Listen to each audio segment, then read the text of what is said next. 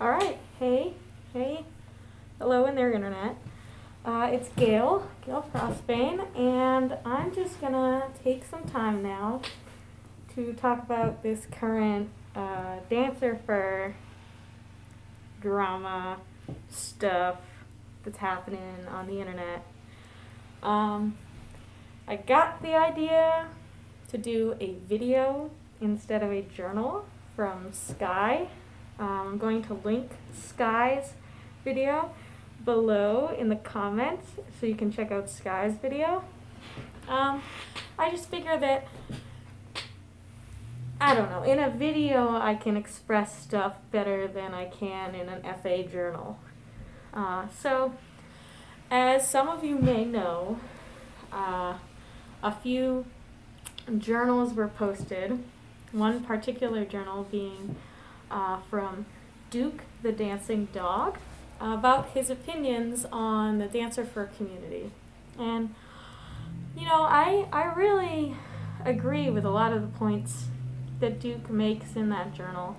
But what disturbed me was some of the comments that I was seeing replying to the journal from people that seriously believe that the dancer furs are this clique, that they are this elite group that you can magically somehow join at some point in time, which is kind of silly, seeing as though the word dancer fur truly is a adjective and a noun,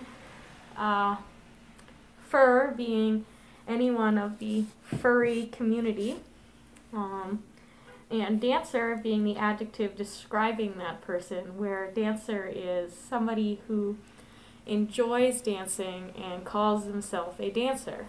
Now, when I was like in high school and I was dancing around at homecoming and prom and stuff like that, I would say at that point I was dancing. I wasn't really dancing well. There wasn't much I was doing technique-wise, but I was having fun. I was moving to a beat and I was dancing. And honestly, I mean, if you think that you can dance, you're a dancer. So really anybody that dances in the fandom is a dancer fur by definition of the phrase dancer fur. What we get into is the issue that people have begun to define dancer fur not as someone in the fandom who dances, but as this select group of people who often perform on stage at the various conventions. And okay, yeah, I get that. I mean, we're a world that likes to label things, and if those select people are the people that are on stage dancing, then they are the dancer furs, and yeah, I get it. But to then generalize that they are this elite group is kind of silly. So what I'm going to start out with is, this is probably going to be a pretty long video, so props to you if you actually make it through the whole thing. I'm probably going to have to get up and get a beer at some point during this. So yeah, let's start out with, I guess, getting involved in the dancing community. And let's talk about my personal journey. So I joined the furry fandom back in January 2011, and Anthrocon 2011 was my first furry con. And I went to that dance comp, and I was blown away, absolutely blown away by the level of talent on that stage. It was incredible. Those 20 some odd performers were just amazing. To know that they were doing that in a fursuit, it was absolutely insane. And I had originally gotten into the fandom by seeing a video titled "So You Think You're Gangsta" from JD Puppy, Dex Raccoon, Squeak, and Duke. And after seeing that video, I thought, hey, this shit's pretty cool. I think I want to be part of this. So seeing some of those dancers in and around Anthrocon 2011 was just crazy, and then seeing some of the other dancers I had seen before up on the stage, like Mosey. I had seen Mosey before.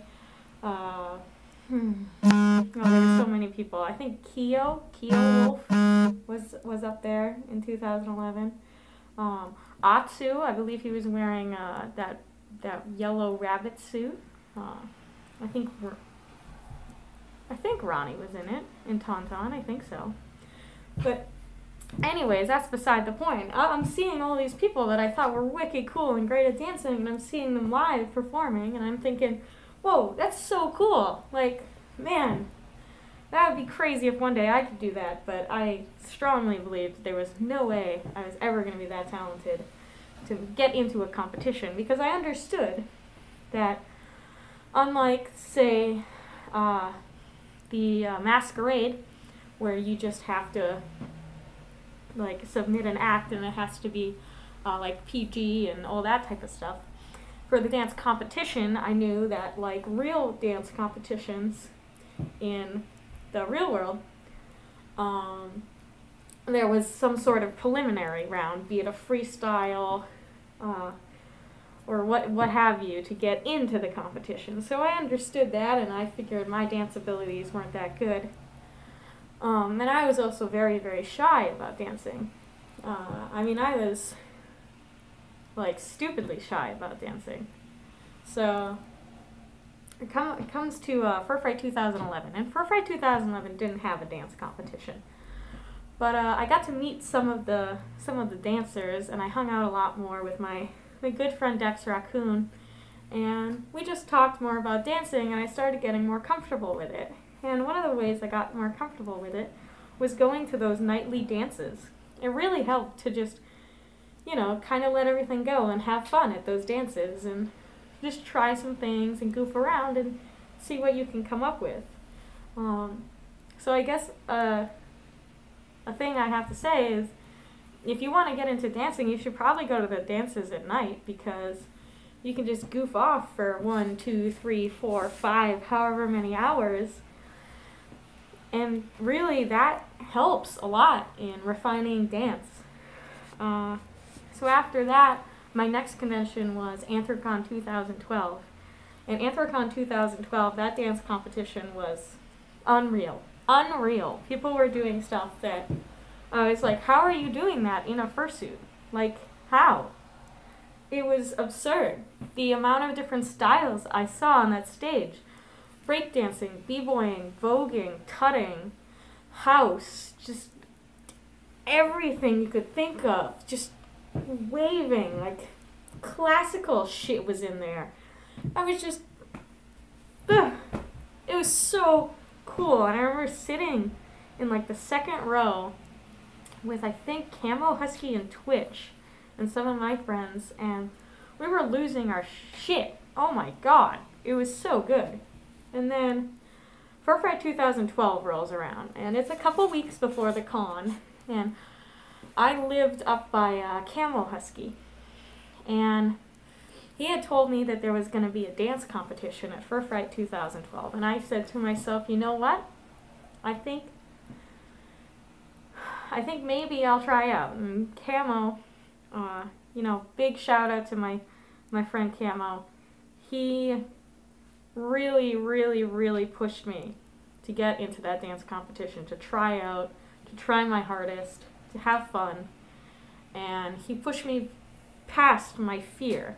He pushed me way past being terrified of getting up in front of people and dancing. And I came up with a small amount of choreo, and the rest I was going to freestyle. And I did it to Nicki Minaj Starships. And I had seen one of my favorite dancers at the time, Step, had performed to that. So I didn't want to be anything like what Step performed, but I definitely wanted to draw that same type of energy into my performance. So I had so much fun with it, and Furfright 2012, I got to meet some crazy awesome people. I got to meet Remix, I got to meet Atsu, Akato, oh man, I met Skuro, I met Mosey, I met, a whole bundle of people. I met Strobes, and we fell in love and stuff, and now we've been dating for over a year. And, oh gosh, I just met so many dancers that were so wonderful. And I remember that year, Quick and Dex Raccoon and Sky, I believe that was the judging panel. Oh, JD was on the judging panel too. And they just gave me such great critiques and tips on how to get better. And I was just instantly filled with this feeling of family. Like everyone that was in that competition, that tried out for that competition, that judged the competition, emceed the competition, that did sound for the competition, that set up the fucking chairs for the fucking competition. Every single person that is involved was so supportive and so wonderful. And everyone backstage was patting each other on the back, giving each other hugs before and after they went on. It was wonderful. It was a feeling of camaraderie. I don't know why I attempted that word. Camaraderie. Anywho, it was amazing. And after that, I was hooked. I knew I had to do another dance competition. Now, my next convention was Furry Connection North 2013. It's the first time I was going to that con. And Camo and I were driving from Burlington, Vermont. And we got to the con, and at Furfright there hadn't been any cuts in the prelims. 11 people tried out, 11 people got in. At FCN, however, I don't recall exactly how many people tried out. I believe it was around 25 people tried out, and originally there were for 14 slots, I think. They upped the number to about 17 slots, maybe 16 slots. I don't really remember. But anyways, there was a preliminary round, and at FCN what they do is they have two sets of judges. They have the preliminary judges and they have the finals judges. There's no overlap, so nobody in the finals is seeing you in your preliminary. In the prelims, you have to perform exactly what you're going to perform on the stage, and the prelim judges send the best acts through to perform on the final on the stage and all that jazz, and it's wonderful and it's great. So it's a different type of trying out, but it was really fun, and I made it in, which was really cool. For that one I performed 6 Foot 7 Foot, which was a bit of a different song than what I had previously performed, that I had a lot of fun with it. And let me tell you, FCN, first of all, they do it really well, where all of the competitors sit on the stage and get to watch the competition actually happen. We don't have to watch it on a TV screen or anything. We can actually watch everybody go out there and perform, which is really awesome. It adds a whole nother level of that family aspect, where you can see in the videos all of the other dancers jamming out, clapping, and going just ape shit over the dancer that's in the middle of the stage performing.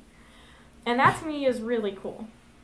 I mean, I remember after I performed, I ran back over, and I didn't even go to get water. I just sat my butt down and watched the next competitor because it was so good. Everyone just went out there and killed it, and they gave it their all. And that's pretty awesome. The next convention that I went to was Anthrocon 2013. And at that convention, Strobes and I were going to try out together for a duet piece. Anthrocon preliminaries, how the Anthrocon preliminaries work is everybody shows up, you're given a number, and then you're called out in heats of 6, 7, or 8. And you have to perform for like however many, like a minute, and then you switch. There's like 2 rows. They throw on a random song, you have to freestyle, perform for a minute, then you switch rows, perform. Then if you get like all yeses, you get to go in. If you get no yeses, you get like you get cut. If you get a couple yeses, then you have to come back. And it's like an elimination bracket style. And it goes for a really long time, and it's tiring. And just, it was brutal. Strobes and I We're trying out for a duet, so only one of us had to get in. And it ended up that we were both in the second to last elimination round, and we both got in. But then they announced that we were doing a duet and that we were only taking one slot. So that was pretty cool. I honestly thought that Strobes was going to get in and that I was going to ride with him to the finals. So I was pretty excited that we actually both got in and then got to take that one slot. So very different style of tryouts than Furfright or FCN, where you actually perform what you're going to perform. But hey, I mean, everyone's going to have their different way of preliminaries, and by having those different ways, we can have different types of people get into different competitions, which is really great. Furfright 2013 was my next convention, and I did another solo dance. We had, again, no need for preliminaries because not enough people tried out, but it was really fun. Just shout out to literally everyone in Furfright 2013. We had a lot of new faces, which was wonderful. We got to see a lot of people perform for the first time that really, really blew the crowd away.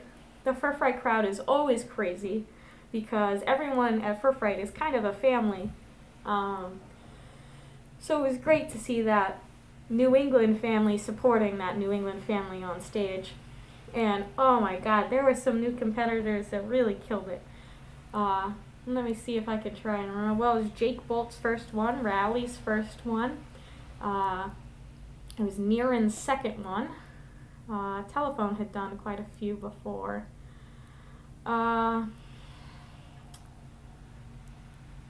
Remix had been in a few before, but he fucking killed it. Remix's performance of Furfright was my favorite ever. It was so good. Oh Lord. Jordan was incredible. Jordan is 10 years old and she blew me away. She's going to be so good in the future. But yeah, basically everyone who was in Furfright 2013 really killed it, and it was great to have that opportunity for so many people to get on stage for the first time. At Midwest Furfest, however, we had 60 people trying out for 20 slots, which is a lot of people. And Midwest Furfest, like Anthrocon, does the freestyle elimination rounds, which is really tough. But Midwest Furfest did this thing this year where they had a novice and a veteran category, which is really cool, because that way novices, which are supposed to be people who have never performed before or never placed or have performed in less than 3 competitions, could try out. And that was really awesome to see some new faces out there. Really got to shine, which was super cool. There were, of course, thus less veteran slots, but I think it worked out. I think we had a great turnout of people. There were definitely some people that were very discouraged. I myself didn't make it in. Strobes did, and Strobes carried me in to our duet performance at MFF. But it's hard. I mean, it's really hard when you don't get in. So I guess why I'm saying all of this is I've only been in it for a year. Since Furfright 2012 was my first dance comp. And I have now done 5 dance competitions. And I mean, I'm not a particularly crazy technical dancer. I'm much more a mascot. That is what I've been doing for the past 5 years of my life. And so this is kind of a plea to all of you to try. Always try. Sometimes you're not going to get in. And that happens in competition settings because you can't just let everybody in a competition. In a competition, first of all, you have to make it in, and second, there's going to be people that place. So if you want to try, just do it. Just do it. The best part about prelims is you're going to make friends. You're going to meet people you hadn't met before. And when you meet those people, you can talk to those people in the future and get ideas and hints and tips and stuff like that from them, which is really awesome. I know I've made so many friends in the Dancer for community, and every day I'm learning more and more stuff. because everybody mentors everybody else and gives critiques and comments. And it's just really awesome. So always, always try if you want to get into one of these dance competitions. Of course, if you don't want to get into a dance competition, there's always other means of dancing. One, you could be in a video. Try and plan a video shoot at your next convention or local firm meet. Or just get some of your friends together and do a video. Then promote it on the pages like Dancer Furs, Girl Dancers, and various other pages on Fur Affinity. Shoot it out on Twitter and get a bunch of people to retweet it. I'm sure in no time you're going to have lots of people commenting on your video, telling you how awesome you did and what you could perhaps improve on. It's always awesome to try and get out there and make yourself known as a dancer. Another thing you could do is join a furry variety show or masquerade. There's no tryouts, and you can just get out there and do it for the first time if you want, which is always also very cool. Let's say you absolutely hate choreo and you hate that you have to plan something. Well, if you go to a con like Further Confusion, there's a freestyle and a choreographed section of their dance competition. Many of the dance competitions are very different in this means. MFF is the first one to implement a novice and a veteran category. FWA will be the first dance competition to showcase both a group category and a solo category. Really, dance competitions are growing. Our very first dance competition was FWA 2008. And let me tell you, things have really changed since FWA 2008's dance competition. Not necessarily better. I go back and look at those FWA 2008 videos to get ideas for myself on how to be a better performer. And, I mean, everyone has always been able to bring great talent to the table. That hasn't changed. What has changed is the amount of people wanting to bring that great talent to the table, wanting to showcase themselves. And so, it really becomes a really difficult thing to try and tackle this whole question of the Dancer Fur community. Is the judging unfair? Is it biased? I don't really think so. I mean, every con can choose how they want to judge. Some systems are the 1 through 10 system, which is the most common system used. Some conventions, like Anthrocon and Midwest Fur Fest, include an audience vote. And some conventions, like FCN, use the guest of honor as one of the judges. FWA also did that this year. And sometimes when you get those guests of honor, you get a great, great source of different information. I will say, you do want the judges, in my opinion, to either be dancers, performers, or have seen lots and lots of dance competitions in their lives so they know what they're looking for. An example of this would be BBF at FCN this past year. BBF has seen lots of the dance competitions and has videoed them. He's really great at that type of stuff, and so he was given wonderful, wonderful critiques. But I'm rambling. Let me see if there's anything else. If you think that the Dancer Furs are elite, I really don't know what's wrong with you, because they're super welcoming. I mean, if you guys consider me to be a Dancer Fur, then you guys should know that I'm super approachable at conventions and online. All you gotta do is shoot me a note on FA, shoot me a shout, send me your Skype information, tweet at me, whatever. I'll probably respond unless I'm really busy with work. And then, if you see me at a convention, I'm probably really drunk and I'm gonna hug you anyways, so that's pretty great. I guess my only other piece of advice is, if you do feel like you're having a problem with somebody, anybody at all, it doesn't have to just be a Dancer Fur. If you're having a problem with somebody, talk to them. Really, a lot of problems with people are just misunderstandings. And if you go out and talk to somebody, you can really solve that problem. As myself, I'm a teacher. And a lot of times when I see bullying or problems in the halls, when the two kids talk about it, they solve the solution right then and there. And sometimes they become really good friends. So, come on guys. All you gotta do is talk to each other. What else was there? Getting involved, just go dance.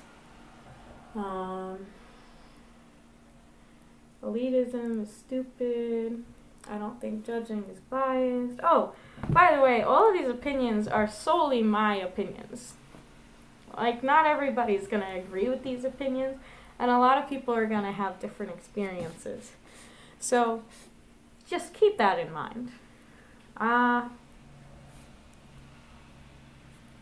don't know. I think that's everything.